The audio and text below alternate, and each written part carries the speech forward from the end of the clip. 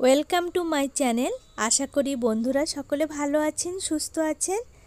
আজ এই গ্রাম বাংলার সম্পূর্ণ ঘরোয়াভাবে সাদামাটা নতুন একটি রেসিপি আপনাদের উপহার দেব।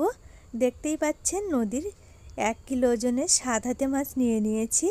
এই মাছ কিন্তু কেটে খুব ভালোভাবে পরিষ্কার করে ঠান্ডা জল দিয়ে আগে ধুয়ে নিতে হবে।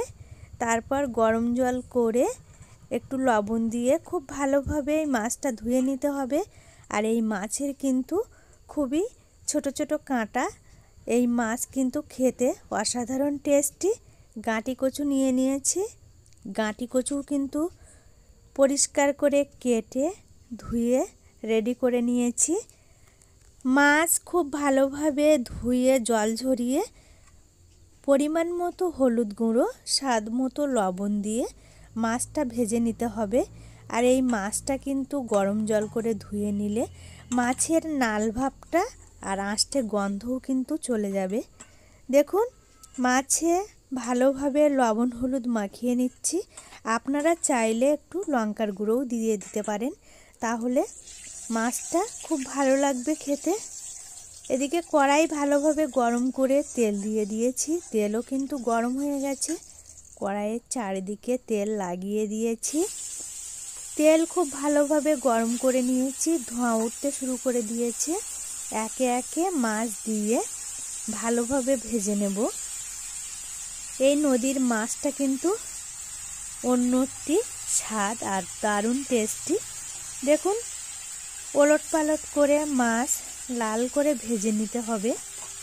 এই মাছটা একটু লাল করে ভেজে নিলেই তবেই খেতে ভালো লাগবে। আর মাছ ভাজার সময় কিন্তু মিডিয়াম আঁচে রেখেই মাছটা ভাজতে হবে, তাহলে মাছ ভাজাটা কিন্তু খুব ভালো হবে। তা না হলে তাড়াতাড়ি মাছটা পুড়ে উঠবে, ভেতরটাও কাঁচা থাকবে। দেখুন এইভাবে ওলট পালট করে সব মাছ ভেজে নেব। কড়াই ভালোভাবে গরম করে মাছ দিলে কিন্তু মাছটা লেগে যায় না, আর মাছ ভাজাটাও খুব সুন্দর হয়। সব মাছ এইভাবে লাল করে ওলট পালট করে ভেজে নিয়েছি। মাছ ভাজা রেডি হয়ে গেছে, এবার উঠিয়ে নেব। এবার গাঁটি কচু খুব ভালোভাবে জল ঝরিয়ে নিয়েছি। কড়াই ভালোভাবে গরম করে তেল দিয়ে দেব। তেল ভালোভাবে গরম করে কড়াইয়ের চারিদিকে লাগিয়ে নিতে হবে, যাতে তরকারিটা বেশিক্ষণ ধরে কষাই করতে পারা যায়। সেই জন্য তেলটা ভালোভাবে গরম করে নিয়েছি। কাঁচা লঙ্কা, পেঁয়াজ কুচি দিয়ে দিয়েছি। আর খুব কম মশলা দিয়েই কিন্তু রান্না করব। 5 ফোড়ন দিয়েছি, আপনারা চাইলে না দিলেও অসুবিধা নেই। আপনারা শুকনো লঙ্কা তেজপাতাও দিতে পারেন তেলে। স্বাদ মতো লবণ, পরিমাণ মতো হলুদ গুঁড়ো দিয়ে 1 মিনিট নাড়াচাড়া করে পেঁয়াজ লঙ্কা ভালোভাবে ভেজে নিতে হবে। মিডিয়াম টু লো আঁচে রেখে মশলাটা কষাই করে নিয়েছি। জিরে, গোলমরিচ, আদা, 2টি শুকনো লঙ্কা একসাথে পেস্ট করে নিয়েছি। দেখুন মশলা খুব ভালোভাবে 2 মিনিট নাড়াচাড়া করে রেডি করে নেব। মশলা খুব ভালোভাবে নাড়াচাড়া করে রেডি করে নিয়েছি। মশলা থেকে তেল ছেড়ে দিয়েছে। কেটে রাখা গাঁটি কচু দিয়ে দেব। মশলার সাথে গাঁটি কচু ভালোভাবে কষাই করে নিতে হবে। 4 থেকে 5 মিনিট ভালোভাবে নাড়াচাড়া করে গাঁটি কচু কষাই করলে গাঁটি কচুর তরকারিটাও খুব সুন্দর হবে আর টেস্ট হবে খেতে। 5 থেকে 6 মিনিট নাড়াচাড়া করে নিয়েছি। সামান্য একটু জল দিয়ে দিয়েছি।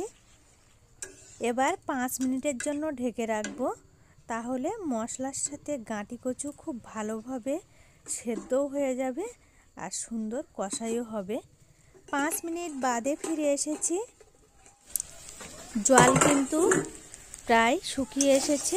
এবার 2 থেকে 3 মিনিট ভালোভাবে কষাই করলেই কিন্তু গাঁটি কচু খুব ভালোভাবে কষাই করা হয়ে যাবে। দেখতেই পাচ্ছেন গাঁটি কচু খুব ভালোভাবে কষাই করে নিয়েছি, সেদ্ধও হয়ে গেছে।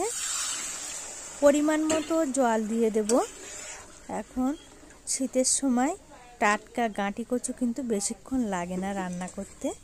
কষাই করতে করতেই কিন্তু সেদ্ধ হয়ে যায় ভেজে রাখা মাছ দিয়ে দেব। 7 থেকে 8 মিনিট খুব ভালোভাবে তরকারি ফুটিয়ে নেব।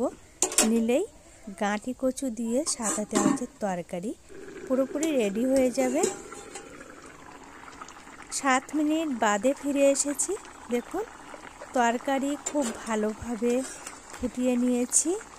সামান্য একটু জিরে গোলমরিচ গুঁড়ো দিয়ে দেব। আপনারা চাইলে জিরে গোলমরিচ আর একটু শুকনো লঙ্কা গুঁড়ো করে দিলে এই গাঁটি কচুর তরকারিটা কিন্তু অসাধারণ টেস্ট হবে। 1 মিনিট ভালো করে ফুটিয়ে নিয়ে গাঁটি কচু দিয়ে নদীর 7 হাতে মাছ রান্না কমপ্লিট হয়ে গেছে। কালারটাও কিন্তু সুন্দর চলে এসেছে। এবার নামিয়ে নেব। আজ ভিডিওটা ভালো লাগলে লাইক শেয়ার কমেন্ট করতে ভুলবেন না। প্লিজ চ্যানেলটি সাবস্ক্রাইব করে পাশে থাকবেন। আবার নতুন রেসিপি নিয়ে আপনাদের সঙ্গে দেখা হবে। ততক্ষণ ভালো থাকবেন, সুস্থ থাকবেন। টাটা।